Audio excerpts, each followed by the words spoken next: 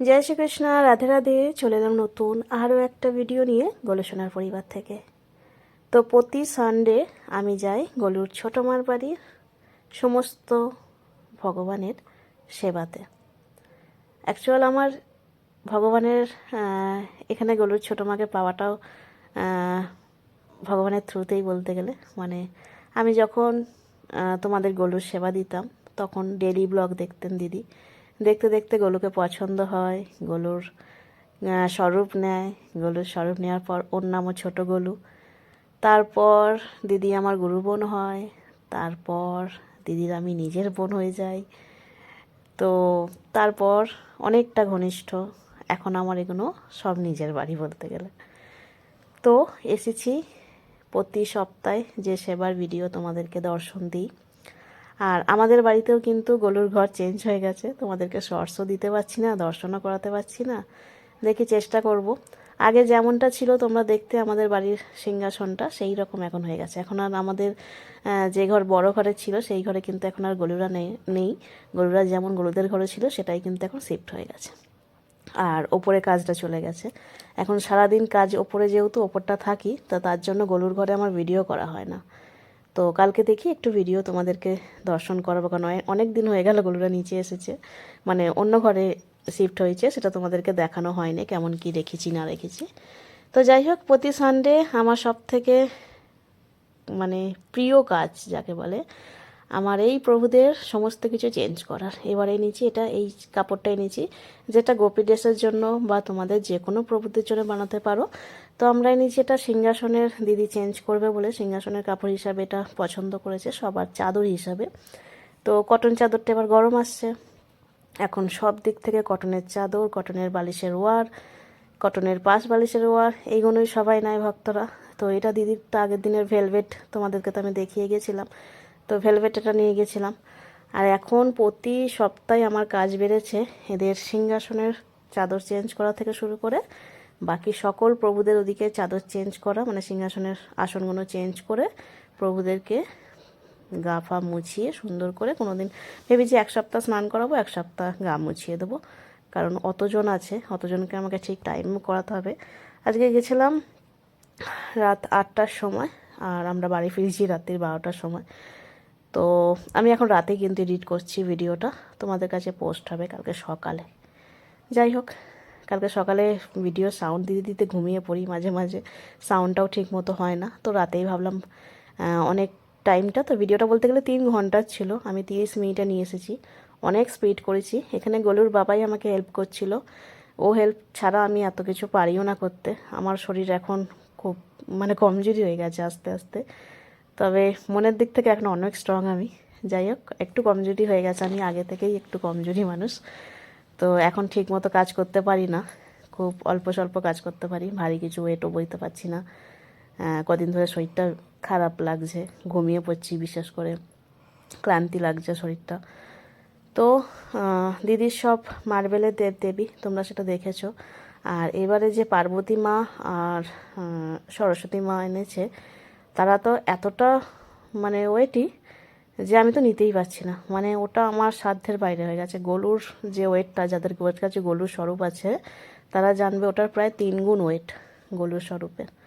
মানে এতটা ওয়েট, দেখতে এরকম মানে 10 ইঞ্চি প্রভু, 12 ইঞ্চি প্রভু দেবদেবী, কিন্তু এতটা ওয়েট ওদের নেওয়া যায় না, এতটা কষ্ট হয়। তো গলুর বাবাকে বললাম তুমি একটু নামিয়ে দাও, আমি একটু ততক্ষণ বালিশের ওয়ারগুলো পরিয়ে দিই। আমার ক্যামেরাটা রাখা হয়েছে অনেকটা দূরে, তোমরা হয়তো বুঝতে পারছো না। আর গরুদের পোশাক, গরুদের সমস্ত কিছু গরুর ছোটো মা সেবা দেয়, আর আমি দায়িত্ব নিয়েছি সিংহাসনের দিকটা। কারণ গরুর ছোটো মা ওদিকে সিঙ্গারটা করাতে পারে না ঠিক মতো, করাতে পারে, সবাইকে পড়াতে পারে, কিন্তু আমার আবার যেন মনে হয় যে ওদিকের কাজটা হয়তো আমাকে ভগবান আগে থেকে শিফট করিয়ে দিয়েছে, যে এদিকের দায়িত্বটা আমার। এই যে তোমাদের গৌরনীতায় এবার সবাইকে একে একে নাবাই, কারণ ওদিকের আমি আসনগুলোকে চেঞ্জ করব, কাপড়গুলোকে। আর গরমকাল আসছে, এই সুতির কাপড় ছাড়া এখন তো কোথাও কেউ নেয় না কিছু। গরমে সবাই সুতির পছন্দ করে, যদিও দিদির বাড়িতে সুতির পোশাকটা কিন্তু পরায় না, কারণ গরমে কন্টিনিউ ওদের ঘরে এসিটা চলে, আর সুতির পোশাক নাকি দিদির কাচলেই নষ্ট হয়ে যায়, মানে নষ্ট হয়ে যায় বলতে কুচিটা ঠিক মতো আসে না। দিদি অতটা সময় নেই সবার কুচি ধরে ধরে ভালো করে সুন্দর করে পরাতে। সুতির পোশাক পরাতে গেলে কিন্তু ধৈর্য লাগে, সত্যি কথা বলতে। এই সব বেনারসি হোক যাই হোক, হুটহাট করে ভাঁজ এসে যায় ঠিক মতো, যেহেতু অস্ত্র দিয়ে করা থাকে। কিন্তু সুতির পোশাকগুলো অস্ত্র দিয়ে করি না আমি নর্মালি রাখি। এবার যারা অস্ত্র বলে তাদের জন্য করি, কেউ অস্ত্র দিলে আবার চার্জটা একটু পড়ে যায়। আর আমাদের সুতির পোশাকগুলোর কিন্তু কোনো কালার নষ্ট হয় না, এইগুলোর বিশেষ করে যেগুলো আমি থান আনি, মোটা থান আনি, যেগুলো অ্যাকচুয়াল গোপী ড্রেসের জন্য আমি যেগুলো বলি যে তোমাদেরকে গোপী ড্রেসের জন্য এগুলো অর্ডার দিতে পারো, এগুলোর এক ফোঁটা কালার কিন্তু নষ্ট হয় না। আর যেগুলো অল্প অল্প কাপড় দেখো কালারিং ডিপ ডিপ কালার, সেগুলো তো অল্প একটু কালার ওঠে, তবে বেশিটাই ওঠে না, অল্প কালার ওঠে। আর তারপর একে একে সকলে সিঙ্গার করাবো। আজকে সিঙ্গার হবে প্যারট গ্রিন কালারের একটা বেনারসি। দিদি বেশিরভাগই বেনারসি পছন্দ করে। আর আমি জিজ্ঞাসা করে নিই যে কী কালারের হবে না হবে, তো দিদি এবারে প্যারট গ্রিন, একবার দিদির পছন্দের হয় আর একবার আমার পছন্দের হয়, এরকম ব্যাপার। এরপরের আমি বলেছি একবার পার্পেল কালারটা আমি পরাবো, আমার খুব ইচ্ছা পার্পেল কালারটা পরানোর, ডিপ পার্পেল কালারটা। তো আমি সকলের গা ফা একটু মুছিয়ে দিয়ে সুন্দর করে দিই, কারণ দিদি রোজের চন্দন সেবা দেয়। তো তো চন্দন সেবা দিতে দিতে মুখগুলোকে একদম সারা মানে রোজের 7 দিনের চন্দন সেবা, সারা মুখময় একটু চন্দন হয়ে যায়। তো আমি ভেবেছি প্রতি সপ্তাহে এসে এসে একটু করে নয় স্নান করিয়ে দেবো, স্নানের তো বেসিন আমি আগে থেকে রেডি করিয়ে নিয়েছি, আর নয় এরকম গাটা মুছিয়ে দেবো। এনাদেরকে না করে দিলে একটু হবে না, কারণ একটু তো একটা সপ্তাহে করাটাই ঠিক। অনেকে জিজ্ঞাসা করো আমাকে যে রাধা মাধবের দিদি রেগুলার করাও না, আমরা রেগুলার করাই না, আমরা ওই সপ্তাহে কি 15 দিনই রাধা মাধবের পোশাকটা চেঞ্জ করানো সম্ভব হয়। হ্যাঁ, যদি তোমাদের হাতে সময় থাকে তো তোমরা করাতে পারো, সেটা তো আরও ভালো কথা, মানে অনেক ভালো কথা। সেই সেবার যে সেবা, মানে আমরা কিসের জন্য সেবা করি, আমরা পরম তৃপ্তি আনন্দ, এই মানুষ জগতের কৃপা, ভগবানের কাছে যাওয়া, এইসব আশা নিয়ে আমরা সেবা করি। এবং মনের শান্তি, মানসিক শান্তি বিশেষ দরকার মানুষ জীবনে। অনেক মানুষ আছে ভক্ত ছাড়া, তাদের যদি অনেক সময় আমরা অ্যাকচুয়াল ভগবানের এমন দাসী হয়ে গেছি, আমি যেটা লক্ষ্য রাখি আমার জীবনে, আমি আবার কোনো সাধারণ মানুষের সাথে সেরকমভাবে আমার সাথে কথা হয় না। আমাকে সারাদিন যাদের সাথে কথা বলায়, সারাদিন আমি যাদের সাথে থাকি, সব এক একটা ভক্ত। তাদের সাথে যে কোনো কথা হোক, ওই প্রভুর বিষয়েই হোক, মানে প্রভুর বিষয়েই হয়, কোনো না কোনো ভগবানের বিষয়েই কথা হয়। মানে সচরাচর যারা সাধারণ মানুষ তাদের অনেক কিছু কথা থাকে, তাদের ব্যক্তিগত জীবন থেকে শুরু করে তারা কিভাবে কাটাচ্ছে না কাটাচ্ছে, কোথায় গিয়েছিল না গেছিল, কার বাড়ির কী হচ্ছে না হচ্ছে, এইসব অনেক নানান ধরনের নানান গল্প হয়। কিন্তু আমার দিক থেকে আমি যেটা, মানে এখন যেটা আগে হয় সেটা তো আগে হয়ে গেছে, যবে থেকে ভক্ত জীবনে এসেছি তবে থেকে কিন্তু আমার সারা দিনটা 24টা ঘন্টা যতটা আমি ঘুমাই, বাকি যে সকাল থেকে ঘুম থেকে উঠে যতক্ষণ না আমি ঘুমাচ্ছি ততক্ষণ কিন্তু আমার ওই প্রভুর নামেই আলোচনা হয়। মানে যেই আমার সাথে কথা বলুক, সে আমার বাড়িতে যারা কাজ করে তারা হোক, বা আমার বাড়ির লোক হোক, বা ভক্তরা যারা ফোন করে তাদের সাথে হোক, কোনো না কোনোভাবে আমাদের ওই প্রভুর সাথেই কথার আলোচনা হয়। বেশিরভাগই ওই ভক্তদের সাথে হয়তো ফোন করলো, কোনো কিছু জিজ্ঞাসা করলো, ব্যক্তিগত জীবন হোক কি যাই হোক, যে কোনো কিছু হোক। আর বেশিরভাগ তো পোশাক, সেটা তোমরা সকলেই জানো। তো কালকে একজন ফোন করেছিল, এক দিদি ভাই ফোন করে আমাকে জানায় যে তোমার ভিডিওগুলো দেখি, তুমি শুধু পোশাকের ব্যবসা করো এমন নয়, তোমার ব্যক্তিগত জীবনটাও খুব সুন্দর, তোমার মতো আরও মানুষ যেন জন্ম নেয় বারে বারে। তো এই কথাগুলো শোনার পর আরও যেন একটা ভাব আসে কি, এগুলো তো সাধারণ মানুষের কথা, এরকম ভাব নয়, ভাবটা হচ্ছে ভগবান কতটা, মানে একটু মানে ভক্তি আমাদের মধ্যে থাকলে ভগবান কতটা দেয়, কতটা ভালো রাখার চেষ্টা করে। মানে কোনো দিক থেকে যদি মনের দিক থেকে চিন্তা ভাবনা যদি একটা চুল এদিক ওদিক এগোই, যে হ্যাঁ যে ভালো লাগছে না একটু শুয়ে পড়ি, একটু ঘুমাই, বা বোর লাগছে, এইটুকু ভাবনাও ভগবান করতে দেয় না। না, যে ভাবনা চিন্তা এমন করো যাতে আমার সাথে লীন হয়ে থাকো, আর প্রত্যেকটা সেকেন্ড যেন তোমার পূর্ণতা লাভ হয়। তো এটাই হচ্ছে সব থেকে বড় পাওয়া ভগবানের কাছে, যে ভগবানকে 1% ভালোবাসলে ভগবান তোমাকে 99% ভালোবাসা দেয়। আর হচ্ছে ভগবানের জন্য ত্যাগ করা। যারা ভগবানের জন্য ভাবো ত্যাগ করার পরও কষ্ট পাচ্ছ, যে আমাদের জীবনে এত কিছু করছি তাও স্বামীর থেকে কথা শুনি, বা আদার্স ফ্যামিলির থেকে কথা শুনি, বা আমরা আলাদা হয়েছি তার জন্য কথা শুনি। অনেক সবাই, অনেক দিদিরা আমাকে অনেক কিছু কথা বলে। তাদেরকে আমি পার্সোনালি তো সব কিছু বলে দিই, আমি ভিডিওতে এগুলো আলোচনা করি না, যাদের সাথে যা কথা বলি আমি। তো একটা কথা মনে রাখবে, আমাদের যদি ভক্ত জীবনে না থাকতাম, আমরা যদি ভক্ত জীবনে না আসতাম, হয়তো আরও অনেকভাবে আমরা মানসিক অশান্তিতে ভুগতাম, যেটা সাধারণ মানুষের ক্ষেত্রে হয়। দেখবেন সাধারণ মানুষরা না, মানে এমন কিছু মানুষ আছে যারা হয়তো সহ্য করতে পারে না, সুসাইড করে নেয়। আবার এমন কিছু মানুষ আছে যারা ওই আলোচনা করতে করতে সেই জগৎ থেকে, ধরুন স্বামীর কাছে কোনো কথা শুনলো, চলে গেল অন্য কোথাও। এমনও আছে, তাদের যে পাপের ভার দ্বিগুণ হলো বা পাপের ভার বাড়লো, বা সেটা অপরাধ। আমাদের ভক্ত জীবনে আমরা এইটুকু বুঝে নিই যে যাই করি আমরা, এটা আমাদের তোলা থাকলো, আমাদের ভগবান আমাদের ছেড়ে দেবে না। সে পাপ করি বা পুণ্য করি, পুণ্য করলেও ভগবান ছেড়ে দেবে না, আর পাপ করলেও ছেড়ে দেবে না। দুটো ছাড়ার মধ্যে তফাৎ আছে। এটা আমাদের ভক্তদের মধ্যে ভগবান আগে থেকেই বুঝিয়ে দেয়। কাল কি হবে কিন্তু আজকে আমরা সবাই জানি, কিন্তু একটা সাধারণ মানুষ কাল কি হবে সে নিয়ে কিন্তু অনেক কনফিউজ থাকে, যে কালকে কি হবে, এটা নাও হতে পারে। কিন্তু আমরা ভক্তরা কিন্তু কনফিডেন্সে থাকি যে কালকে এটা হতে চলেছে। কেন থাকি? কারণ আমাদের প্রভু হচ্ছে স্বয়ং বিশ্ব ব্রহ্মাণ্ডের মালিক। কারণ কাল কি হবে সেটা ভগবান জেনে বসে আছে আগে থেকে। আর যে যার মালিক যিনি, তার যাদের মানে তাদের ঊর্জা যারা, সেটা হচ্ছে আমরা ভক্তরা। তো ভক্তদের জন্য প্রভু এমন কিছু নেই যেটা পারে না, করে না, এটাও বলতে পারি। কারণ এটা আমি প্রমাণ পেয়েছি।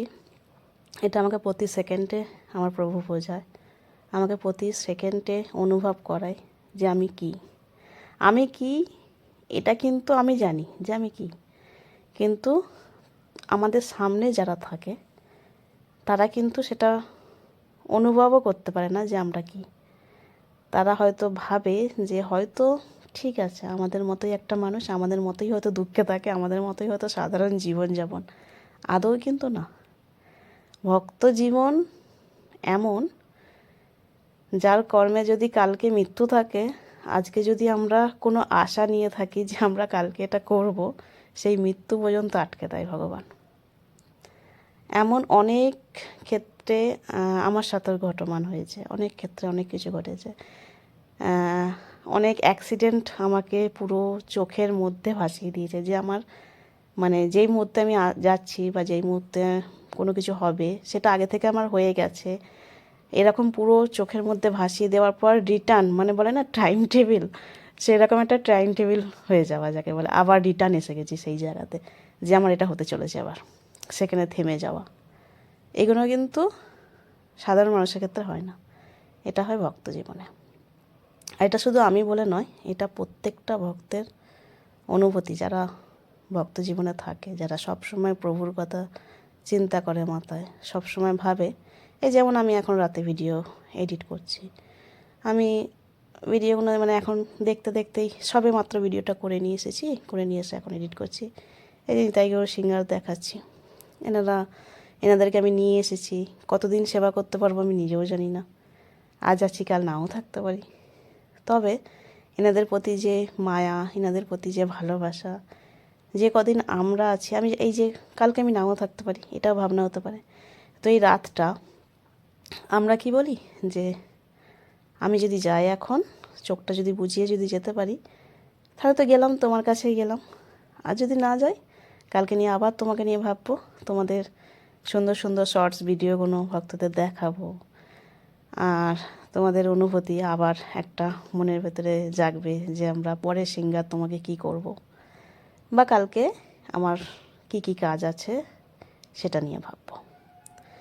তবে এমন নয় যে আমাদের মৃত্যু এলে আমরা ভয় পাবো। কোনো একটাও ভক্ত বলতে পারবে না, যদি সে প্রকৃত ভক্ত হয়, যে মৃত্যুকে ভয় পায়। আমরা প্রত্যেক ভক্তরা অপেক্ষা করি আমাদের মৃত্যু কবে হবে, কিন্তু একটা সাধারণ মানুষ কিন্তু অপেক্ষা করে না। সাধারণ মানুষ সবসময় ভাবে কালকে কিভাবে রোজগার করতে হবে, কিভাবে সেই টাকাটা থাকলে কীভাবে মানে আনন্দ করবে, বা ভবিষ্যতে এটা হবে, ভবিষ্যতে এটা চলবে। এই যে আমাকে অনেকে বলে যে আশ্রমটা তো করতে পারতিস, তাড়াতাড়ি হয়ে যেত তাড়াতাড়ি, তো লোন নিয়ে নে, লোন নিয়ে করে নে, ঠিক আছে। তো অনেক কিছু। তো আমাকে বলে যে যদি মরে যাস তো কী হবে, মানে যদি এই যে বলিস যে আজকে না থাকলে কালকে যদি না থাকিস কী হবে, তোর ব্যবসা কী হবে, বা তোর এত যে প্রভু বাড়াস, এত যে গোপাল রাধা মাধব তাদেরকে সেবা দেবে। তো আমার একটাই কথা, এদের বিগ্রহ রূপে আমরা সেবা দিই, যদি আমরা সত্যি করে তাদেরকে সেবা দিতে পারি, তাহলে যদি সে ধরুন ঘুমের মধ্যে আমি ধরুন মৃত্যুবরণ করছি, তো মৃত্যু আমার সামনে, যদি আমি এমন দেখি যে আমার গরু ওখানে বসে আছে সদ্য, তাহলে আমি কোনটা চয়েস করব? যদি আমাকে আমার ভগবান গোবিন্দ যদি বলে যে নিতে এসেছি, তা আমি আমার বিগ্রহ স্বরূপই যদি তাকে দেখতে পাই, তো আমি কোনটায় যাব? যে আমার সাথে কথা বলছে, যে আমার হাত বাড়াচ্ছে, তার সাথে, নাকি একটা বিগ্রহের সাথে থাকবো আমি? দুটোর মধ্যে তফাৎ আছে। একটা পরম তৃপ্তি লাভ করা, যেটা সকল ভক্তরা চায়, আর একটা এখানে বিগ্রহ সেবা পাওয়া, যেটা ভাবে আমরা বুঝতে পারি যে আমার গোবিন্দ আমাকে এটা বলছে। তো অবশ্যই বেটারটা সবাই চয়েস করবে না? কালকে যদি একটা লটারি কাটার পর জানতে পারি যে আমার এত টাকা লেগেছে বা লাগবেই, তখন সেটার দিকেই ঝোঁক চড়বে যে পরের বার কী লাগবে, পরের বার কী হবে, আবার কাটবো এরকম ভাবনা চিন্তা। তো আমরাও রেগুলার এটাই ভাবনা চিন্তা করি যে ঠিক আছে, কাল যদি মৃত্যু আসে তাহলে তো আমার গোবিন্দ আমার হাত ধরতে আসবে, কারণ সেই রকমই কাজ করছি আমরা। আরও আমাকে অনেক সবাই বলে যে তোর ব্যবসাটা আগে আরও সুন্দর ছিল, ঠিক মতো, মানে আমার আপনজনেরাই অনেকে বলে যে আগে দামের দিক থেকে বলে যে ঠিক আছে, তুই এখন অনেক চিপ রেটে দিয়ে দিস, অনেক কম দিস, লাইভটা করার দরকার কী আছে, মাল তো তোর থাকেই না, জিনিস তো তোর থাকেই না, থাক না একটু স্টক করা, একটু জিনিসগুলো রাখা, তাতে তো এগুলো তো নষ্ট হচ্ছে না, পচে যাওয়ার তো জিনিস নয়, তো স্টক হয়ে থাকলে জিনিসটা তো অনেক ভরাট ভরাট সাজিয়ে রাখতে পারবি, একটু দাম দিয়ে এগুলোতে কাটাবি, তুই এমনি ভিডিও দিবি যাতে সবাই দেখলেই তো তোর জিনিসগুলো নিয়ে নেয়, নর্মাল ভিডিও দিবি যে এই পোশাক আছে দেখবি, দিবি, তার থেকে তো তোর লাইভের থেকে অনেক দামটা বাড়বেও, আর জিনিসগুলো থাকবেও, তোর একটু সাজানো গোছানোও থাকবে, এত কাস্টমার আসে ফেরত চলে যায়, শুধু অর্ডার দিয়ে চলে যায়, অনেক সময় এরকম হয় যে কাপড় দেখে অর্ডার দিয়ে চলে যায়, মাল পায় না।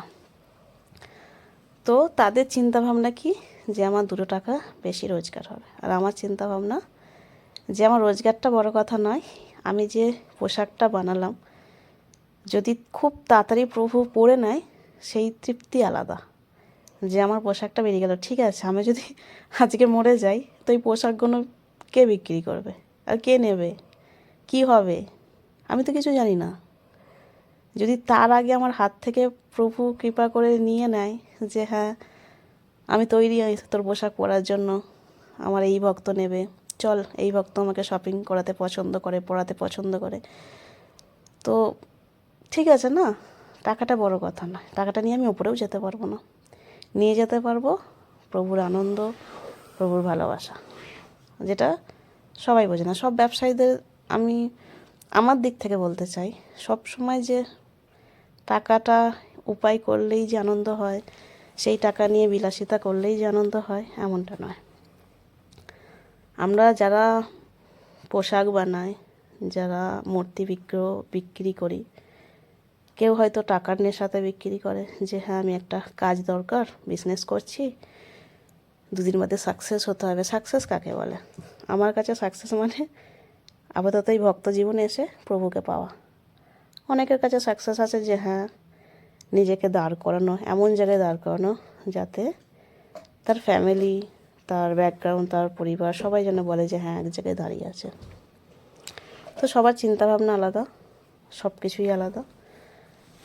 তো আমার দিক থেকে মনে হয় আমি ঠিক পথেই এগোচ্ছি, আর সবার দিক থেকে সবার মনে হয় ঠিক পথে। তবে আমি ভক্তদেরকে যেটা ভিডিওর মাধ্যমেও বলি আর বোঝাই, যে ভগবানের যে সিঙ্গার করাও তোমরা এত দামি দামি জিনিস নিয়ে, পোশাক নিয়ে, আমাদের কাছেও বলবো না যে আমরা কম দামে খুব একটা জিনিসে হয়। যারা অর্ডার দেয় তারা দামি জিনিসই পছন্দ করে অর্ডার দেয়, কারণ তাদের থেকে অর্ডারই দাম নেওয়া হয়, তাদের থেকে লাইভের দাম কিন্তু নেওয়া হয় না।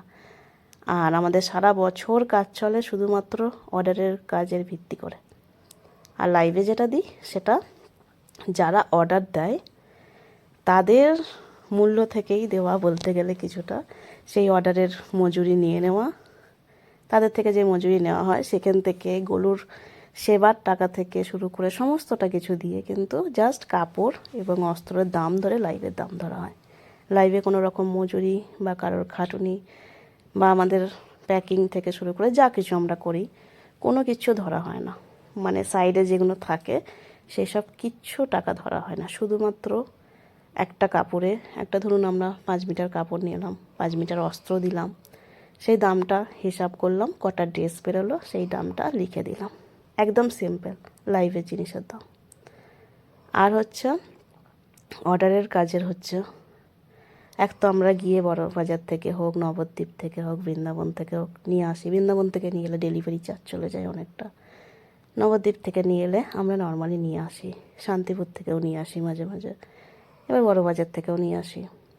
একটা এটা হলো, একটা লেসের দাম পড়ে, একটা অস্ত্রের দাম পড়ে যেটা নিয়ে আসি।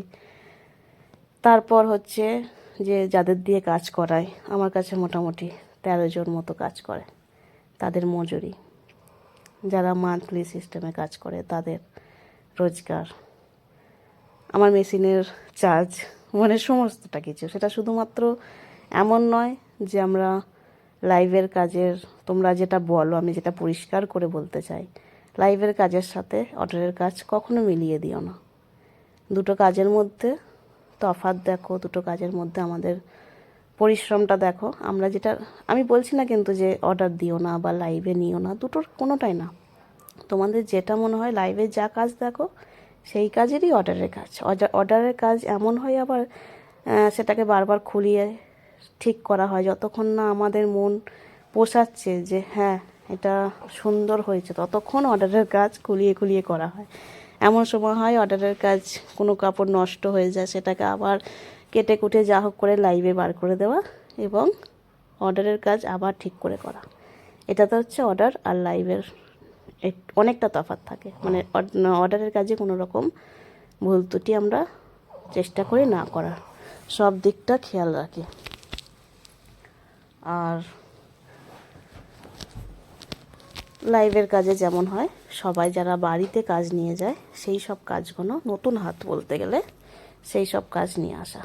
আর এবার হচ্ছে যে 16 নম্বর ড্রেস বা গোপালের ড্রেসগুলোর কথা আমি বলি, যেটা নিয়ে আমাদের রিভিউ মাঝে মাঝে তোমরা বলো। হাতা হাতা বড় হয়, গলা একটু বড় হলো, ছোট হলো, ঠিক আছে।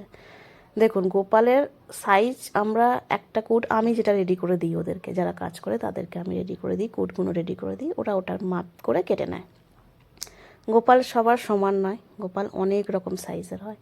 কারোর একটু হেলদি, কারোর একটু সরু, কারোর একটু মোটা, কারোর হাতগুলো মোটা মোটা, কারোর হাতগুলো সরু সরু হয়, কারোর পাগুলো কোমরটা মোটা হয়, কারোর আবার পাগুলো লম্বা হয়।